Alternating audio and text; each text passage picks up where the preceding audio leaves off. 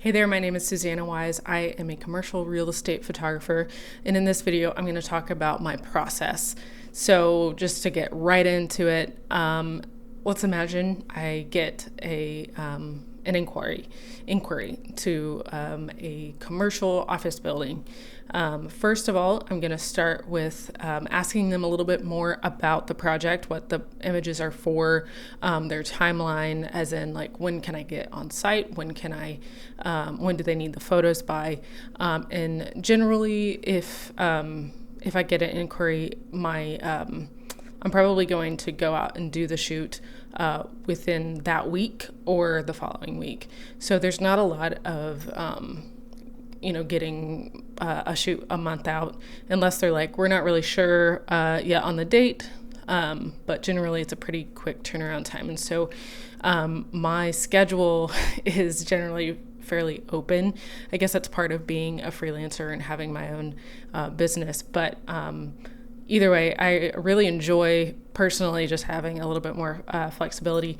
But okay, so they've booked the shoot and I'm going out on Tuesday. So once I get the requirements of the shoot, they'll generally ask me a couple of days. They want to go ahead and talk to the on-site team to make sure that it's okay for me to go in. I'm going to check the weather on the days that I've suggested.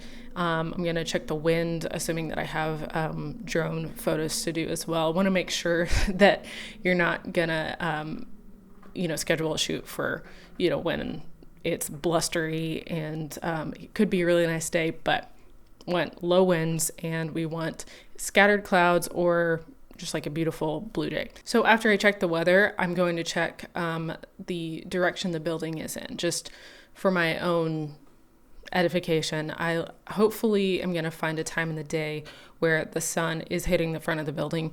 That's not always the case, but I like to go ahead and just check the best hours of the day so that I can kind of plan my exterior photos around then. Next, I want to check the link. I forgot what that stands for, but the drone, whether I can fly in an area or not, or how high I can fly in that location.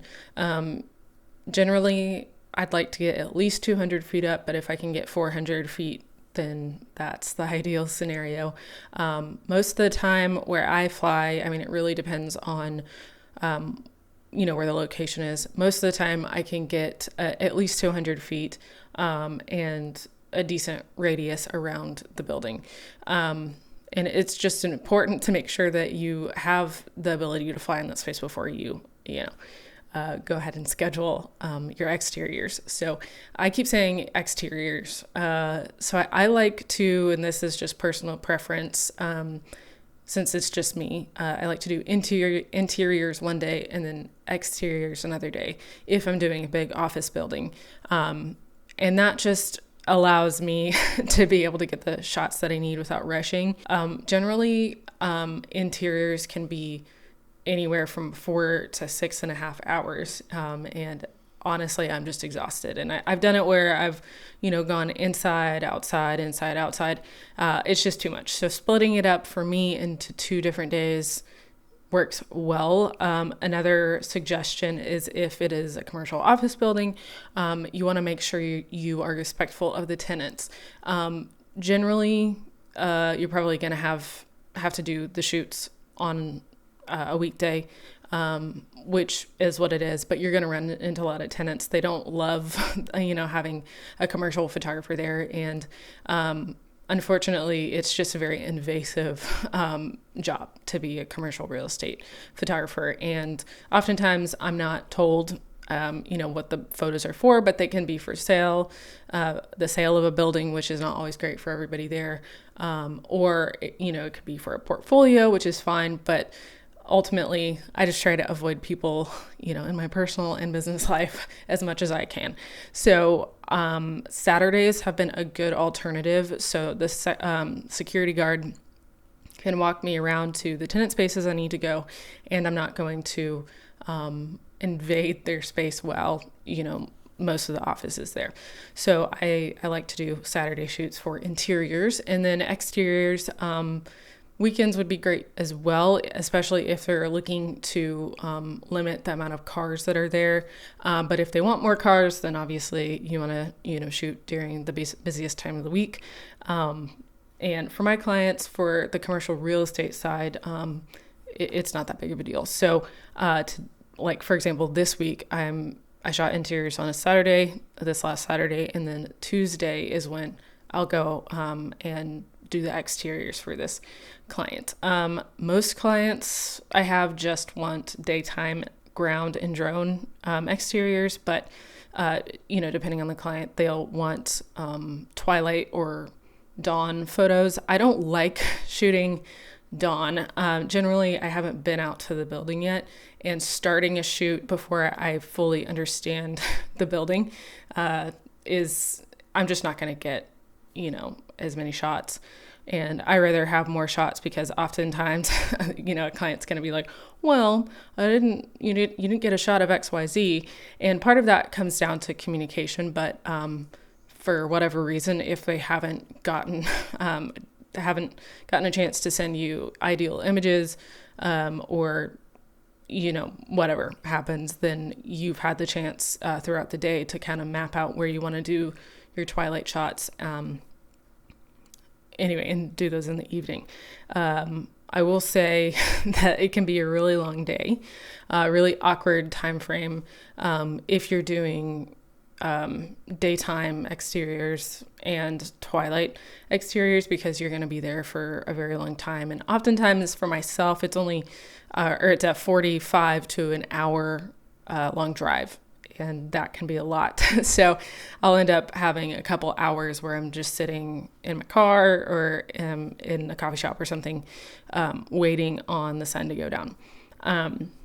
Either way, for twilights, when I'm working with my drone, I want to make sure that I got a light on top of it, just for the FAA rules, UAV, UAP, whatever it's called.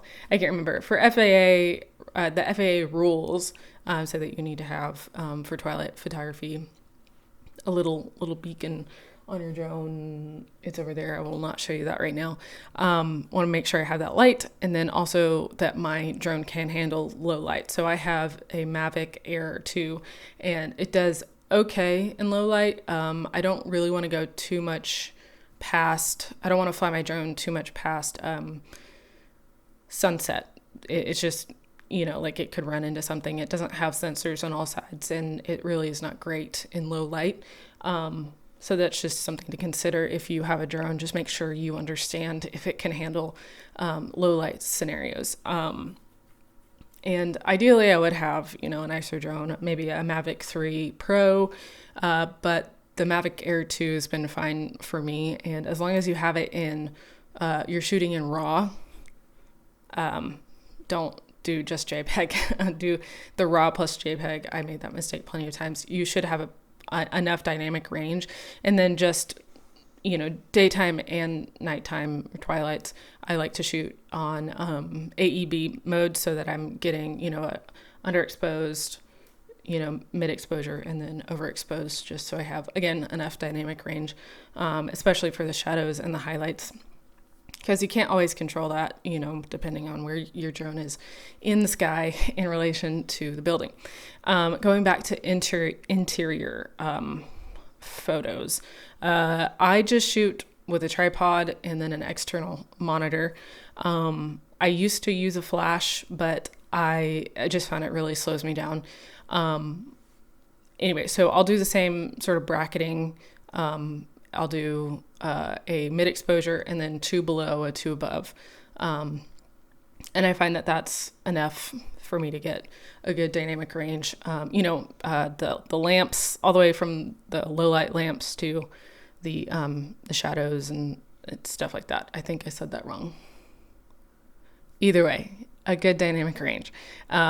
So my HDR, I do HDR in Lightroom. And what I'll do is select all the images and then have them categorized by capture time, or stack by capture time. So, and then you want to make sure that it's just 5 in each and it's not like 10 or, because sometimes, it's a really dark room and it's going to be an extended period of time. But as long as, your stacks are correct, what you can do is then, my computer can handle it. Not everyone's can. Let's say I have 200 stacks of images. I can go ahead and do the HDR like bulk process. It'll take about an hour and a half, depending, on how big the files are. Again, I shoot in RAW, so they are bigger file sizes. But once it has completed that process, the HDR for all of the images, then I'll go and do some basic edits. Just make sure it's like, it's bright enough so the client can see. I fix the white balance and just kind of straighten everything up a little bit. Then I'll export those as proofs and put them, I use Shootproof, just so my clients can choose the images that they want. I find that's better than just like submitting 60 images that you've chosen. If you shoot enough, then you should be able to submit all the images you get that are, worthy. I want to cull them a little bit because sometimes I overshoot. I'm not just going to send all 200 of them. You cull them down a little bit to the ones that you can edit, number one, and the shots that you think they're most likely to choose. And that's generally the next day is when I'll have all those to my clients. And then once they choose, it's about another day and a half or so that I can get this all edited and sent to them. As far as like pricing goes, that's challenging, and I'm not going to get into that right now. I think don't do what I do. I'll invoice the client after I've done the shoot. What I need to do is a 50-50 payment, 50% upfront, 50 after. But it really just depends on the client. Clients that I've worked with for a long time, and I know that I'm going to get paid, then I'll wait to invoice them after they've chosen everything and I've done all the work. But for clients that I'm like not really sure of yet, then I would suggest doing 50 up front and then 50 after, because I've had clients, even this past couple months, it's not frequent, but it does happen, that new clients that don't pay me. So to avoid that, I would say 50-50, and I'm pretty sure that's standard practice, but it's not like, I can't think of a job that is like this. But for freelancing photography, generally, it really is up to you, to what you charge and what the market can handle. I've adjusted my pricing a couple of times, but in general, you kind of gotta just like set a number, start there, and then kind of fiddle around with it until it's comfortable, or you could go off of what other people do. But I really don't know many other commercial real estate photographers around me, and generally they're really undershooting the price, and I don't want to be like woefully expensive, because I've unintentionally done that in the past, and that can limit you as far as work, but I don't want to be undercharging either. So I will say, when in doubt, if you're doing good work, aim for overcharging, and then you can back it off from there. But ultimately, don't listen to what I'm saying as far as pricing goes.